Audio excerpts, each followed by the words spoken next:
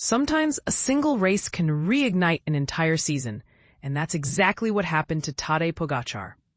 After a rocky stretch where he missed nearly a week of crucial training at the beginning of September, Pogačar turned things around in spectacular fashion at the Grand Prix Cycliste de Montréal. His strong performance there has restored his motivation and set him up for a bold campaign at the UCI Road World Championships in Rwanda happening later this week. But here's where things get even more intriguing. Pogačar is aiming for the elite men's time trial title this Sunday, with none other than Remco Evenepoel standing as his toughest competitor. The excitement doesn't end there. He'll remain in Rwanda to contest the elite men's road race on Sunday, September 28. This year, he hopes to defend the title he claimed last year in Zurich, where his commanding solo attack stunned even the most seasoned cycling fans. Slovenian national coach Uroš Mrn isn't broadcasting it loudly, but there's a quiet optimism that Pogačar could pull off the rare feat of winning both events, especially since the demanding circuits in Rwanda seem tailor-made for his strengths. Still, this isn't going to be a routine ride. Holding on to the coveted rainbow jersey in a 267.5-kilometer race with a jaw-dropping 5,400 meters of elevation gain is an enormous challenge.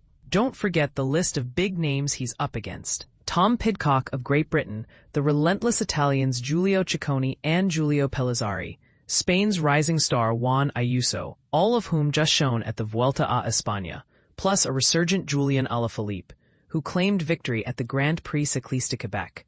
And of course, Evenepoel, who made waves at the Tour of Britain. And this is the part most people overlook. It's not just the external competition Pogačar has to worry about.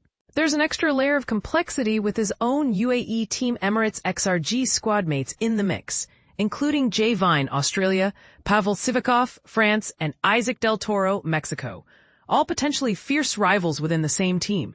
Up until those Canadian World Tour races, Pogačar hadn't pinned on a race number since the Tour de France, so the Canadian events were crucial testing grounds for his late-season fitness. The Grand Prix Cycliste de Quebec didn't go as hoped. He finished a disappointing 29th when the peloton underestimated a bold move by Alaphilippe and a few others with 75 kilometers to go. For Pogačar, it was his lowest one-day race finish all year, a reality check that prompted his Emirates XRG squad to go all in at Montreal. There, Pogačar attacked fiercely with 35 kilometers to the finish, teamed up with Brandon McNulty, then did something remarkable. He let the American take the win. But the real prize for Pogačar was something deeper, a return to the rider he knows himself to be. Before I came to Canada, I was genuinely concerned about my form, he admitted. I'd been sick the previous week and couldn't stick to my training plan. That left me doubting. My legs weren't at their best in Quebec, but the race helped me rebuild my rhythm. Both in training and racing there, I found my motivation and confidence again. Looking back, I'm really glad I made the trip.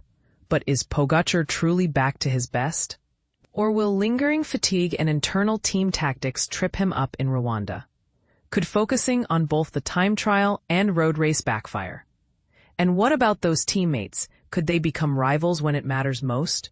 What do you think? Is Pogačar on track to dominate, or will Rwanda bring a surprise twist? Chime in below with your take. Are you betting on a triumphant double? Or sensing an upset in the making? Let's hear your bold predictions.